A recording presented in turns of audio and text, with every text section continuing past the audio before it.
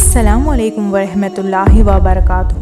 آج ہم حضرت ابو بکر صدیق رضی اللہ عنہ اور حضرت عمر فاروق رضی اللہ عنہ کا بیت المال سے وظیفے کے بارے میں جانیں گے۔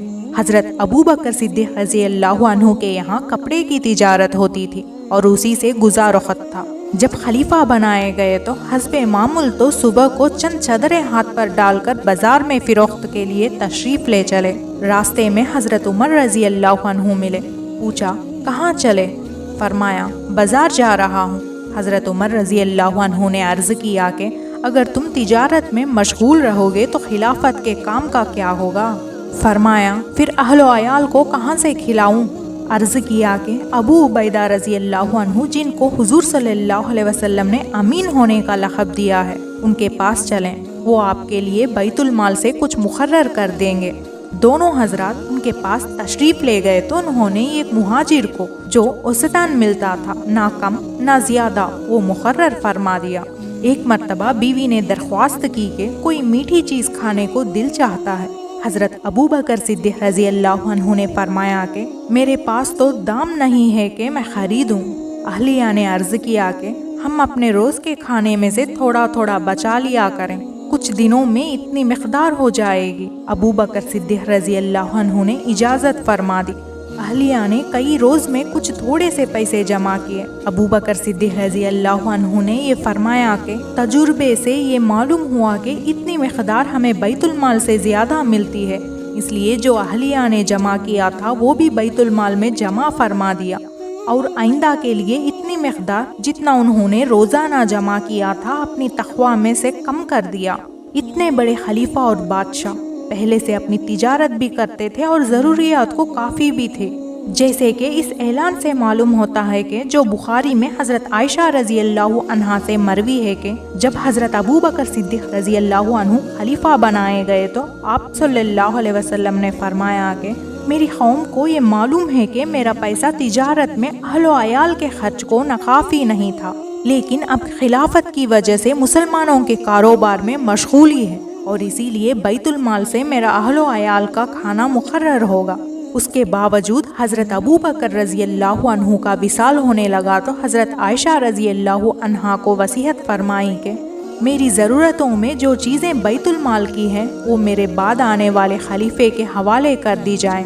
حضرت انس رضی اللہ عنہ فرماتے ہیں کہ آپ کے پاس کوئی دینار یا درہم نہیں تھا، ایک اونٹنی دودھ کی ایک پیالہ، ایک خادم تھا۔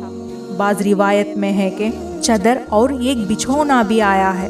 ان تمام چیزیں حضرت عمر رضی اللہ عنہ کے پاس جب نیابت میں پہنچی تو آپ نے فرمایا کہ اللہ تعالیٰ ابو بکر رضی اللہ عنہ پر رحم فرمائے کہ اپنے سے بعد والے کو مشقت میں ڈال گئے۔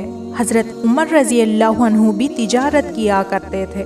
جب خلیفہ بنائے گئے تو بیت المال سے وظیفہ مقرر ہوا۔ مدینہ طیبہ میں لوگوں کو جمع فرما کر ارشاد فرمایا کہ میں تجارت کیا کرتا تھا، اب تم لوگوں نے اس میں مشغول کر دیا، اسی لیے اب گزارے کی کیا صورت ہو؟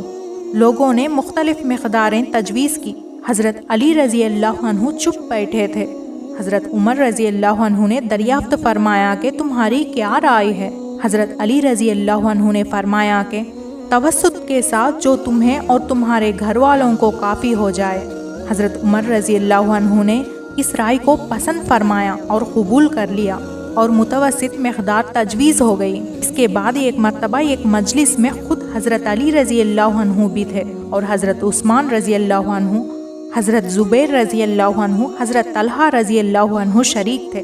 یہ ذکر آیا کہ حضرت عمر رضی اللہ عنہ کے وظیفے میں اضافہ کرنا چاہیے کہ گزار میں تنگی ہوتی ہے، مگر ان سے عرض کرنے کی ہمت نہ ہوئی، اسی لیے ان کی صاحبزادی حضرت حفصہ رضی اللہ عنہا جو حضور صلی اللہ علیہ وسلم کی بیوی ہونے کی وجہ سے ام المومنین بھی تھی، ان کی خدمت میں یہ حضرات تشریف لے گئے اور ان کے ذریعے سے حضرت عمر رضی اللہ عنہ کی اجازت اور رائے معلوم کرنے کی کوشش کی، اور ساتھ ہی یہ بھی کہہ دیا کہ ہم لوگوں کے نام معلوم نہ ہو۔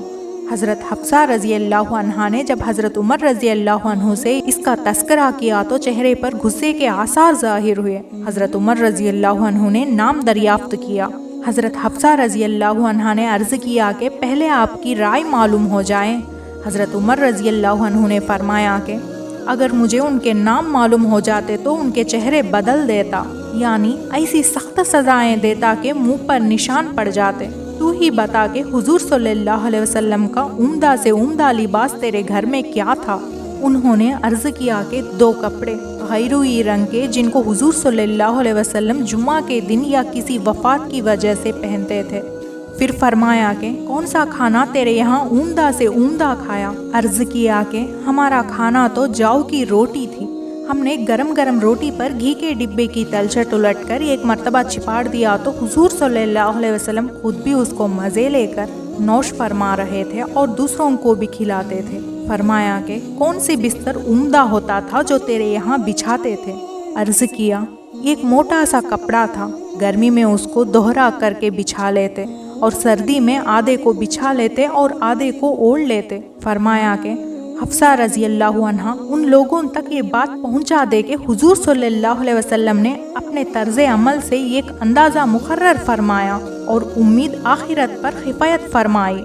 میں بھی حضور صلی اللہ علیہ وسلم کا اتباع کروں گا۔ میری مثال اور میرے 2 ساتھی حضور صلی اللہ علیہ وسلم اور حضرت ابوبکر صدیق رضی اللہ عنہ کی مثال ان تینوں شخصوں کی سی ہے جو ایک راستے پر چلے۔ پہلا شخص ایک توشہ لے کر چلا اور مقصد کو پہنچ گیا، دوسرے نے بھی پہلے کا اتباع کیا اور اسی کے طریقے پر چلا، وہ بھی پہلے کے پاس پہنچ گیا۔ تیسرا شخص نے چلنا شروع کیا، اگر وہ ان دونوں کے طریقے پر چلے گا تو ان کے ساتھ مل جائے گا، اور اگر ان کے طریقے کے خلاف چلے گا تو کبھی بھی ان کے ساتھ نہیں مل سکے گا۔ یہ اس شخص کا حال ہے جس سے دنیا کے بادشاہ ڈرتے تھے، کانپتے تھے کہ کس ظاہرانہ زندگی کے ساتھ عمر گزار دی۔ ایک مرتبہ عمر رضی اللہ عنہ خطبہ پڑھ رہے تھے اور آپ کی لباس میں بڑے پیوند تھے جن میں سے ایک چمڑے کا بھی تھا۔ ایک مرتبہ جمعے کی نماز کے لیے تشریف لانے میں دیر ہو گئی تو تشریف لا کر معذرت فرمائی کہ مجھے اپنے کپڑے دھونے میں دیر ہو گئی اور ان کپڑوں کے علاوہ اور تھے نہیں۔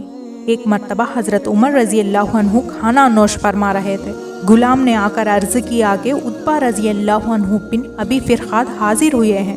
آپ نے اندر آنے کی اجازت فرمائی اور کھانے کی توضع فرمائی۔ وہ شریک ہو گئے تو ایسا موٹا کھانا تھا کہ نگلا نہ گیا۔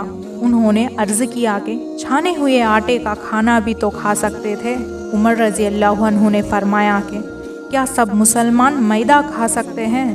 عرض کیا کہ سب تو نہیں کھا سکتے۔ فرمایا کہ افسوس، تم یہ چاہتے ہو کہ میں اپنی ساری لذتیں دنیا ہی میں ختم کر دوں۔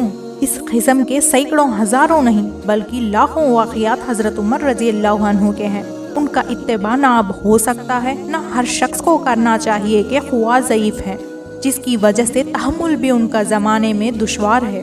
اسی وجہ سے اس زمانے میں مشائخ تصوف ایسے مجاہدوں کی اجازت نہیں دیتے تھے جس سے ذوف پیدا ہو کہ قوتیں پہلے سے ضعیف ہیں۔ ان حضرات کو اللہ جل شانہ نے قوتیں عطا فرمائی تھی، البتہ یہ ضروری ہے کہ اتباع کی خواہش اور تمنا ضرور رکھنا چاہیے کہ اس کی وجہ سے آرام طلبی میں کچھ کمی واقع ہو اور نگاہ کچھ تو نیچے رہیں، اور اس زمانے کے مناسب اعتدال پیدا ہو جائے کہ ہم لوگ ہر وقت لذت دنیا میں بڑھتے جاتے ہیں اور ہر شخص اپنے سے زیادہ مال و دولت والے کی طرف نگاہ رکھتا ہے اور اس حسرت میں مارا جاتا ہے کہ فلاں شخص مجھ سے زیادہ وسعت میں ہے۔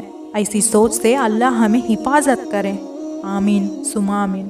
امید ہے کہ حضرت ابوبکر صدیق رضی اللہ عنہ اور عمر فاروق رضی اللہ عنہ کا واقعہ پسند آیا ہوگا، سن کر کچھ علم حاصل ہوئی ہوگی۔ انشاءاللہ اگلی ویڈیو آنے تک اپنا خیال رکھیں۔ اللہ حافظ۔